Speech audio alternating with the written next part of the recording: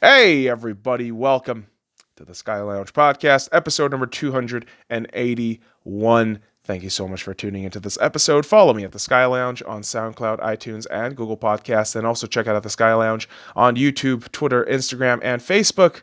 Without any further ado, let's get shit started with episode number 281, Vibrant and Vicious Battles of Base and Baskets. An obnoxious Dodgers and Lakers fanboy. That's the truth about me, boys and girls. I am a Dodgers and Lakers fanboy. Although, even though I categorize myself within the fanboy realm, kind of a realistic cynic with most and all of my teams. And so, a lot of times I catch myself talking about my team, and a lot of the criticism and a lot of the ire that I get is the fact that I'm too harsh or I'm too negative about assessing my team. But listen, motherfucker, I criticize because I care. I get mad because I give a shit. If I became just a cum-guzzling fucking idiot like these fucking bandwagon morons, I wouldn't really consider myself a true fan. That's the honest truth. And so, despite the fact that, yes, both my Dodgers and my Lakers are in the postseason right now. You know, the Dodgers heading into the NLDS and the LA Lakers in the NBA Finals for the Woke League of Chinese Basketball. I am excited, yes. I get fucking thrilled. I'm a giddy fanboy every time I fucking see their game. But I keep shit realistic. I mean, spoiler alert, I said for the wildcard series against the Milwaukee Brewers that the Dodgers were going to win it in 3, not 2. So I said expectations, kids. That's what we have to do as sports fans. But I know. That's ridiculous, right? Oh, you can't tell people how to be a fan. You can't tell them to be realistic about their expectations. Shouldn't you? Because again, if you become a cum-guzzling fucking moron and just listening to the echo chamber of ridiculousness from any one of your teams, you lose sight of reality.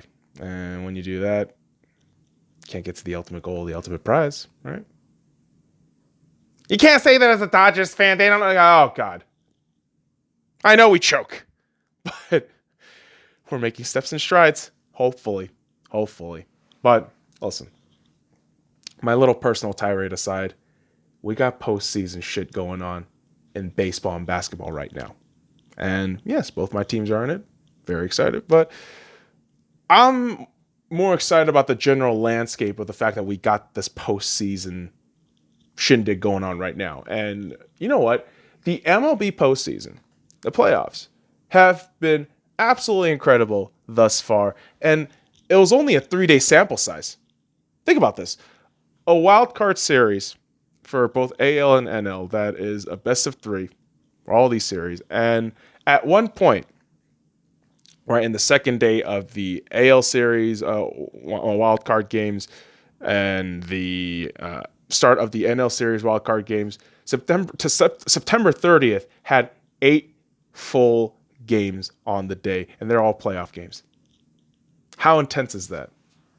I gotta tell you, man, that day, just looking at the baseball schedule, I thought, dude, there's no fucking way there's this many fucking games to watch. This is pretty awesome.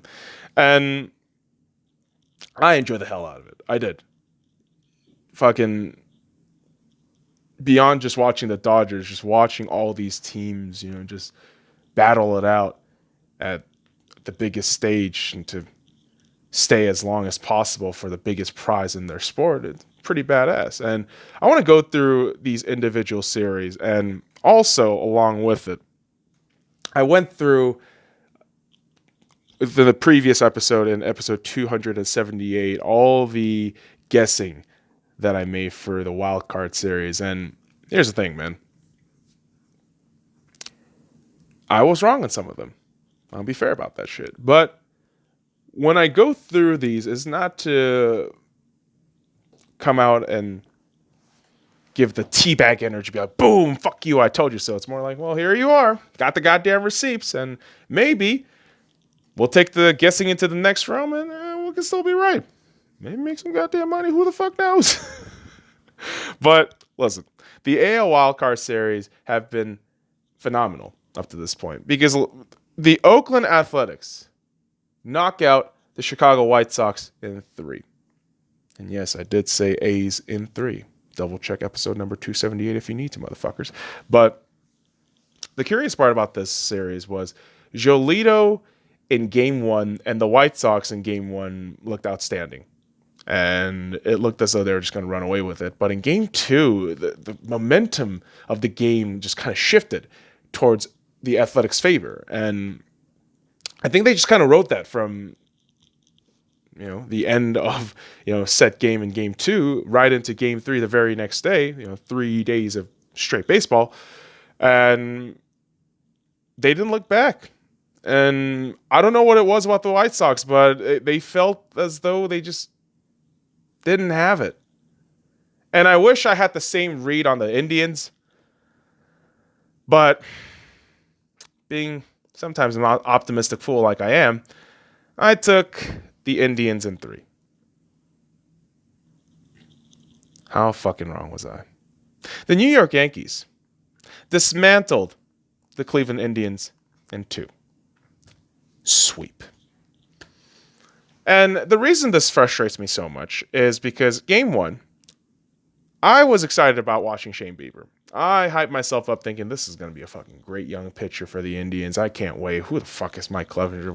They don't need that shit. They're going to be fine. All the runs they scored on that kid, I felt terrible. And by the end of Game 1, the Yankees win it 12-3. And in Game 2, do or die situation, at times the Indians looked a bit complacent. And they were chasing this game all throughout. And moments they tie it, slip up, tie it back, slip up, and next thing you know, you're in the bottom of the 9th inning, down 10-9, and every single one of those batters for the Indians felt dejected. I don't know what it was. Maybe it's the history of the franchise. Maybe it's something with the skipper not being there. But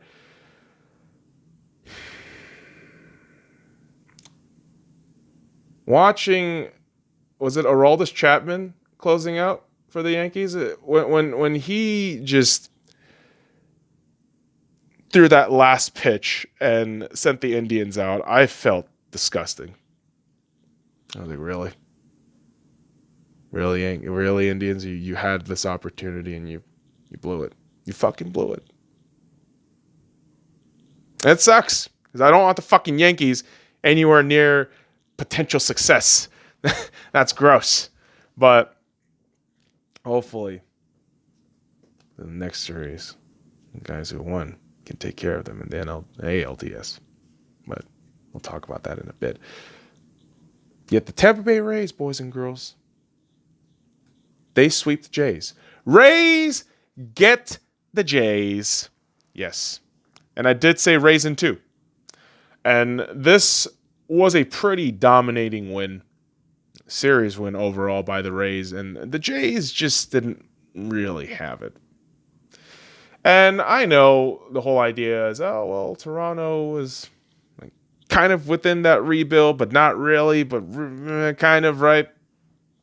And correct me if I'm wrong if I'm saying that, but I mean, you don't just bring in Hyunjin Ryu after a Cy Young season, damn near Cy Young season, and expect to get swept in the wild card series, as weird as this format is.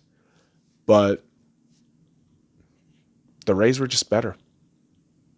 They're dominant, and they've been dominant throughout the series, throughout the regular season, really. And in this series, they just put their fucking stamp on the goddamn game. And it's wild, man.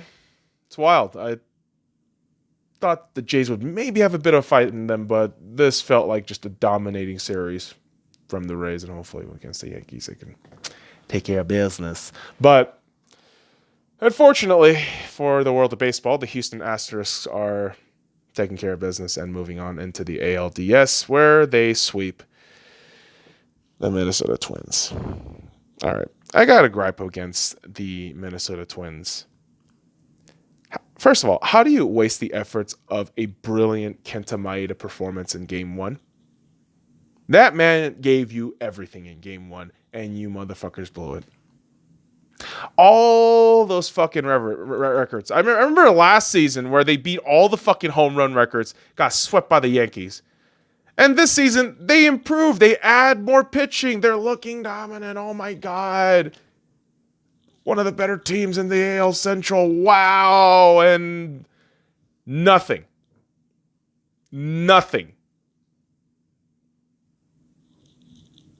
Oh, the Twins are atrocious. And as much as I hate the Houston Asterisks, fuck you, Twins. Get the fuck out of the goddamn playoffs. You fuckers suck. Have home field advantage. Don't even fucking take advantage of that shit. Oh, there's no fans. Shut up. Region, weather, every other fucking shit involving the Minnesota area. Like, you have the advantage. How do you fucking bad? Oh, but Altuve and Bregman, Correa. They've been shit all season. This is your excuse, Twins? Houston fucking Asterisks. Oh my God, that makes me sick. I said Twins in 2. Like a dipshit, I said Twins in 2. Makes me sick. Fuck the goddamn Twins, man. Fuck the Asterisks, too. Like, what the fuck do I give a shit about the Asterisks? I hope they get knocked the fuck out next goddamn series. Swept. Hope that happens. Needs to fucking happen. And I hope those motherfuckers like Altuve, Correa, Bregman, and all those fucking cocksuckers in that organization, they start crying after that shit. Assholes. But let's move on into the NL Wildcard Series where the Atlanta Braves took on the Cincinnati Reds. And I said Braves in 3, but hey, they managed to sweep. But this is a very concerning thing about the Reds. Okay?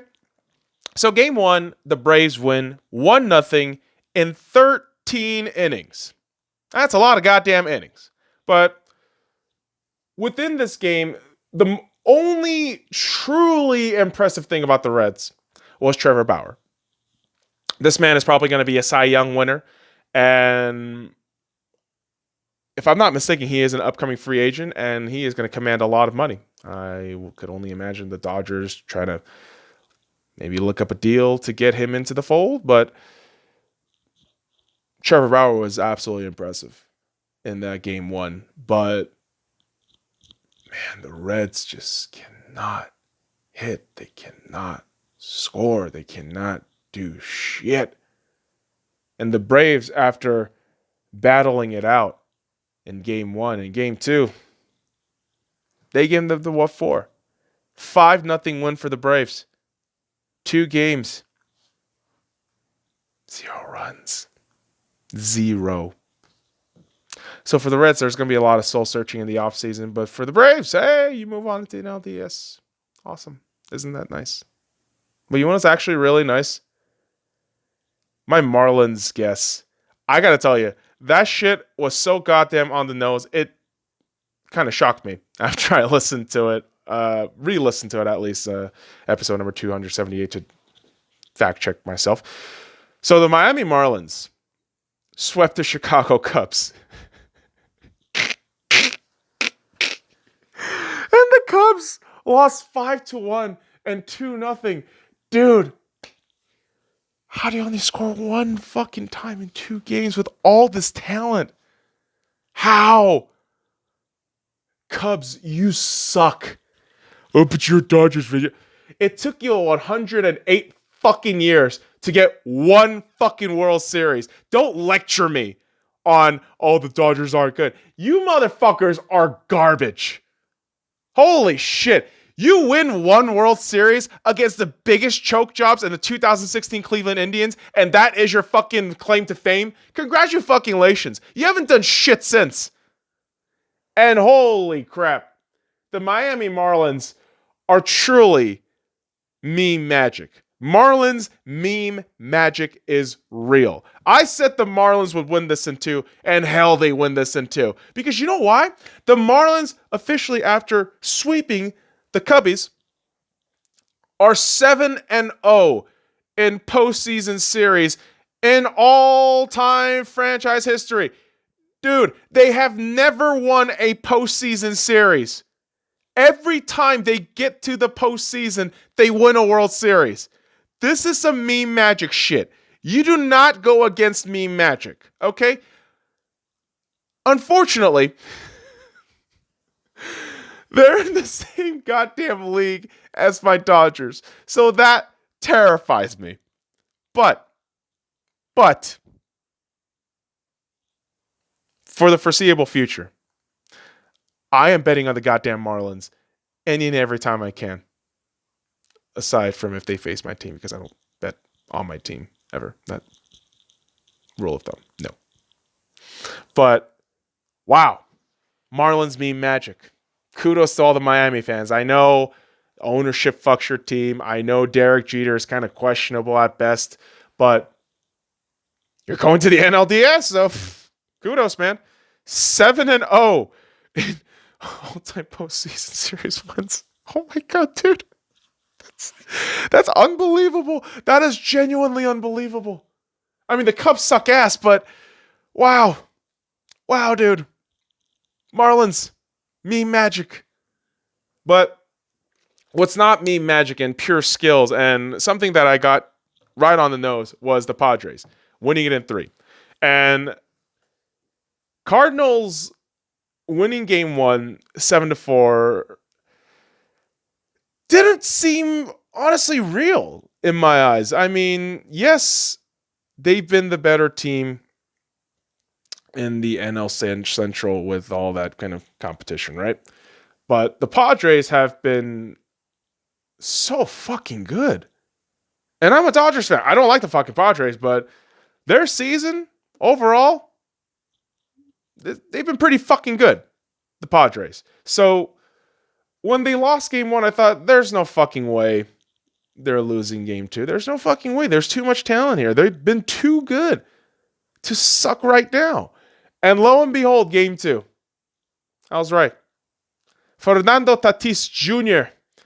and his beautiful bat flips. I'm not a Padres fan. I'm a Dodgers fan. I fucking hate those guys, but I can respect Tatis.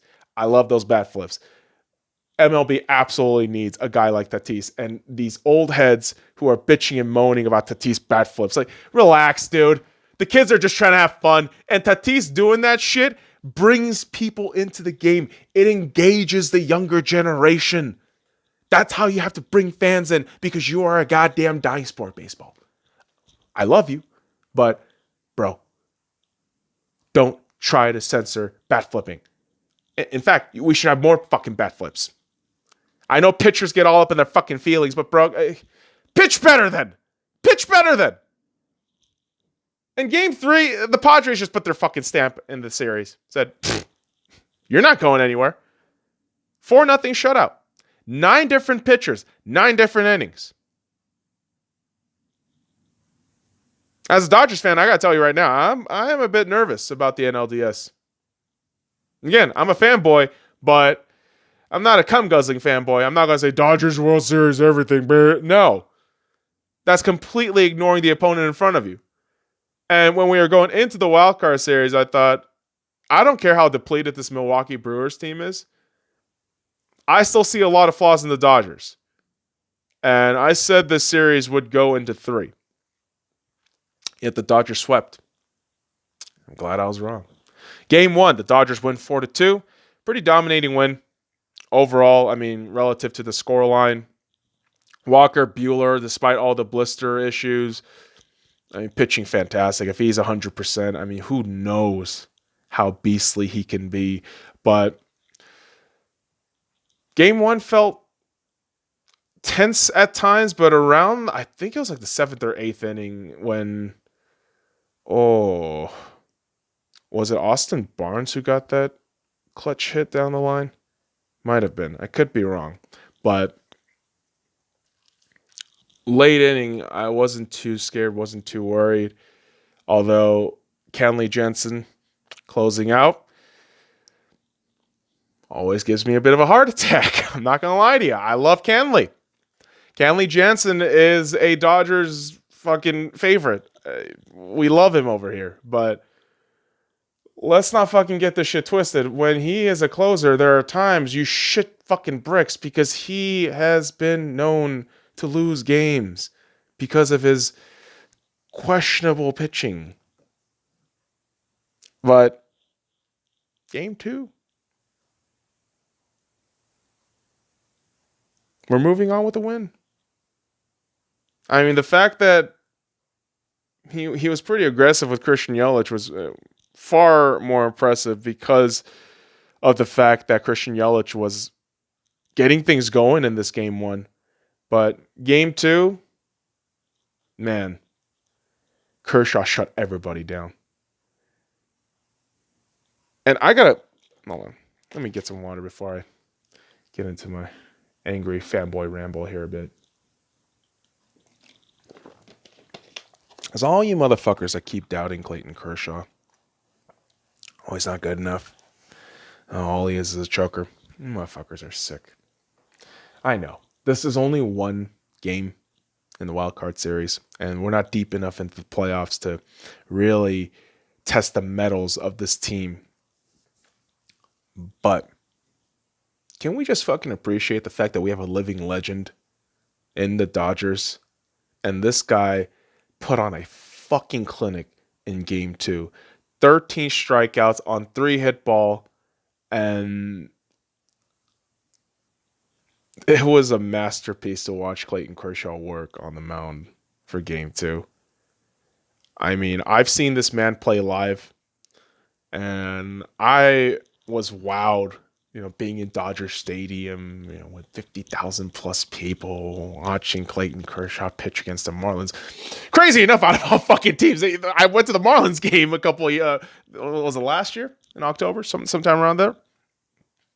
It was in October. It was way earlier than that. But anyway, watching Clayton Kershaw live really changed my eyes on how I watch pitchers and, these subtle body movements and shit. But with Kersh, man, I'm a forever fucking Kersh fanboy.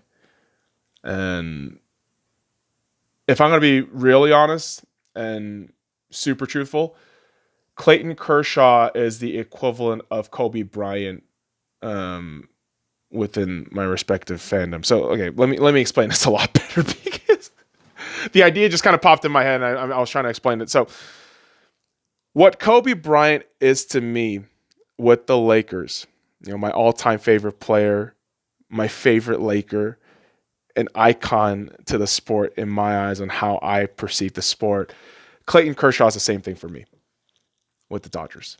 And watching this man dismantle the Brewers in around 7-8 innings, it was absolutely brilliant. And watching Mookie Betts, coming in with the clutch, a 2-run double in the 5th inning, felt great. I mean, it felt great. I can't lie about that. And heading into the next series, it's gonna be difficult, but whew. Felt good to get that win. And Kersh looking great, just shutting all those motherfuckers up for a bit. Felt so fucking satisfying. But you know what's going to be more satisfying? All these divisional series lined up between the AL and the NL. So let's read over these AL divisional series that are going to take place in San Diego and Los Angeles, inside the respective bubbles for those two cities. And that will be starting on October 5th. So the Houston Astros taking on the Oakland Athletics. I have the Athletics winning this in 4. Obviously, these are all best out of 5 games, but I do believe the A's can take care of the Asterisks in 4 games. So fuck you, Asterisks, and goddamn it, A's, do your fucking job. We do not need the Asterisks to go to another fucking ALCS, all right? Get shit done. And the New York Yankees versus the Tampa Bay Rays. You know what? I'm taking the Rays in 5. I am going to take the Rays in 5. As good and as finally healthy as the Yankees have been over the last, 2-3 weeks, right? Over the last month. Something about the Rays, pitching, I think that's going to get it done, as long as the hitting just, of course, a bit more than the other guys, right? That's how sports works. They, I feel, should get the win. Now, if we go on into the NL Divisional Series in Houston and Arlington, inside that bubble, starting October 6th, we got some fun shit lined up. So the Miami Marlins taking on the Atlanta Braves. I am going to tell you right now, the Marlins are going to win this shit in 3. What do you think they're going to?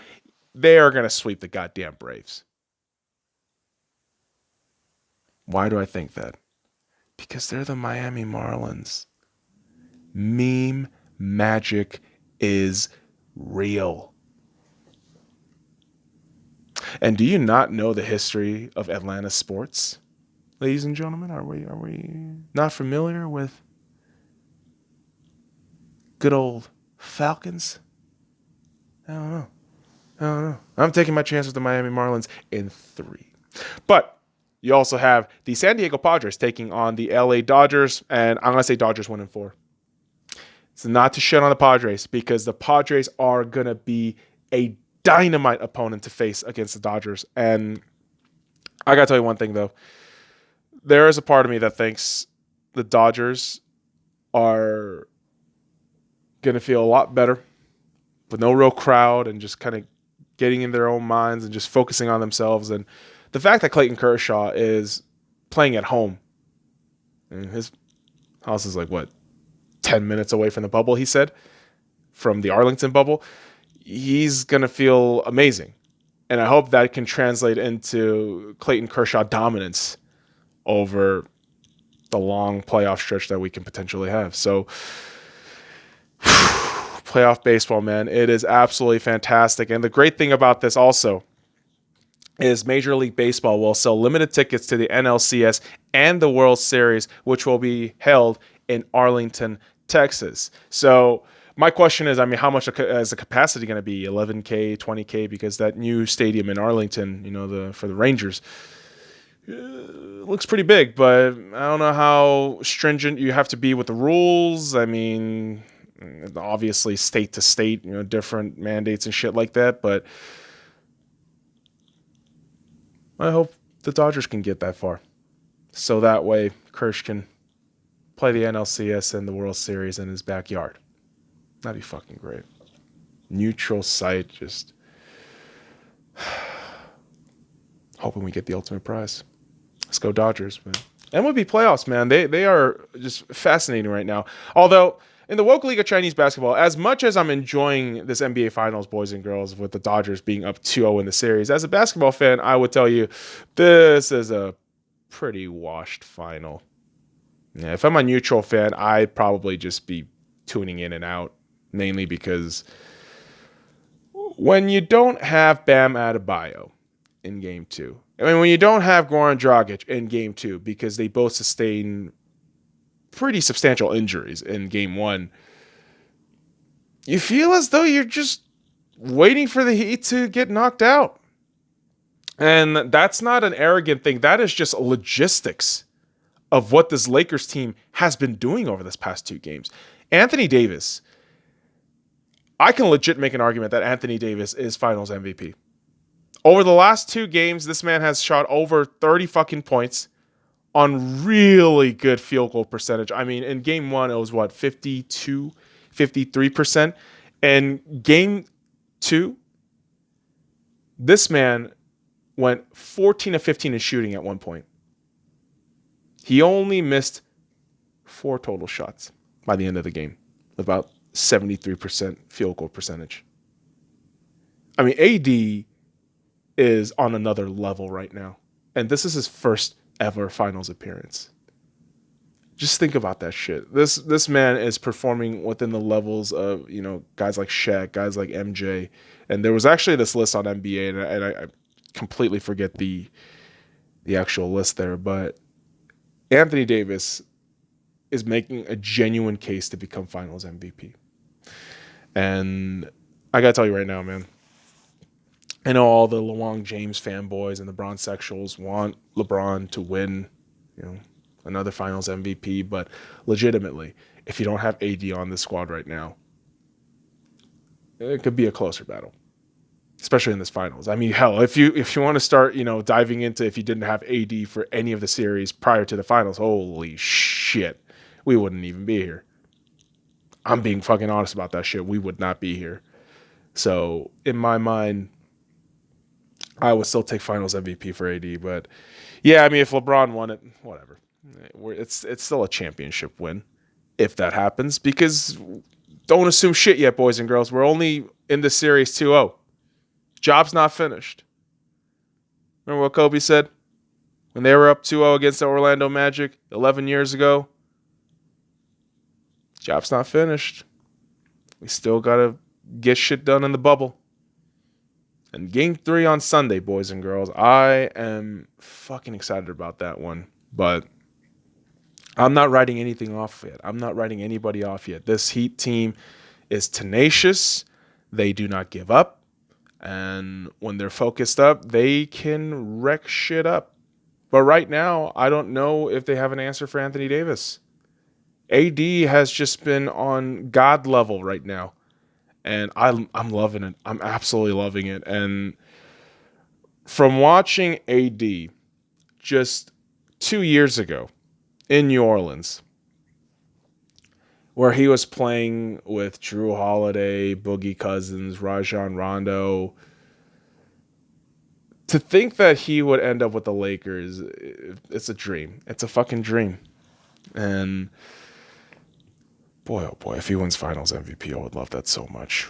But still got to keep going. Still got to keep going. The Lakers are only up in the series 2-0. And as exuberant as I am that we're in the finals, as awestruck as I am with being up 2-0, we're not done yet. Still got a job to do. So ultimately, kids, fucking up my words here, motherfuckers. But playoffs, man, I'm fucking loving it. October, baby. Woo! It's the best month.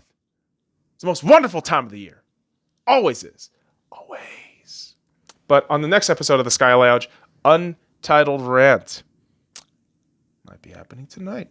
So be on the lookout for that shit, motherfuckers. All right.